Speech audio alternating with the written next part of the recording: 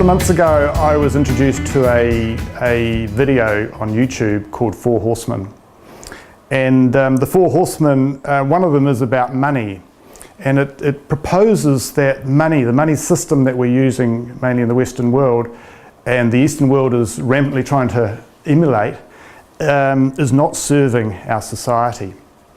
And what it illustrates is that how a few very powerful people becoming more powerful have basically become powerful, who've become wealthy at the expense of the masses across the world.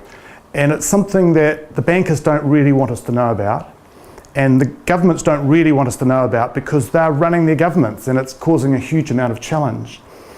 But I could see what's happening with this inequality that it was encouraging.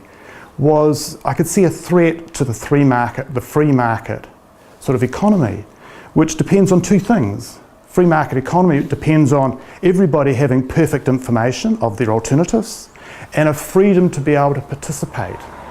Now, the internet has allowed us to have great information about alternatives, but the freedom for the average person to participate is getting harder and harder and harder. Mainly because, as we're going to talk a little bit later on, but mainly because there's a cost, but also the fact that the money that we're using to record value is deflating. Now, the politicians would want us to have us understand that it's actually inflation we've got to worry about. In other words, rising prices of goods and services. But actually what's causing that is the deflation of our money. And we're going to talk a little bit about that later on. So that sat very uneasily with me, but I didn't have anything I could do about it, just leave it sitting there. Until I chanced upon sitting next to a gentleman on the flight back from Christchurch one weekend, and he was big into Bitcoin. And he explained it to me, and I said, wow, I can see now that we are developing in our society, with the help of the internet, an alternative to regular money. And then he introduced me to Paul here, and Paul is at the heart of Bitcoin in New Zealand, working to set up a foundation so as we can start to have some advisory, some governance structure around it, and some sources of information and ways that we can communicate around Bitcoin. So I got really excited about the prospects about that, because what I see happening is that effectively there's a few people in our world, and you might have read the article in the paper just recently about a professor of Berkeley University of California said that of the income gains in America during the recovery between 2009 and 2013, of the income gains during that recovery, 95% went to the top, the most wealthy 1%.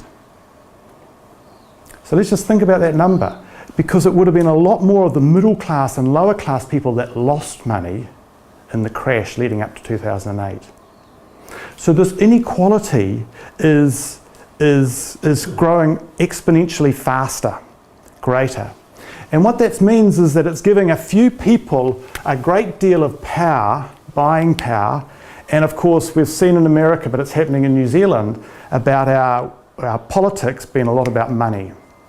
And what's happening is it's almost as if the people who have the money are going to build a need to defend it. And we're seeing that with politics because they're quite comfortable, they don't want to lose it. And you might have heard the saying that which we get attached to owning soon owns us. Because we could get anxious about this if we didn't have the money, we didn't have the power, we want to get into politics and we're frustrated because we don't have enough money. We could attack this, we could lobby, we could protest, we could do all sorts of things. But what I notice about leadership is that we're much better to actually just go out there and present an alternative. And if this alternative is attractive, one or two will join us, and then one or two more. And so I see Bitcoin out here. I see Bitcoin out here as an alternative.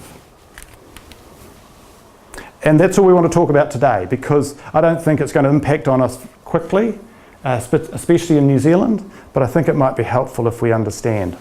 So how does it work, Paul?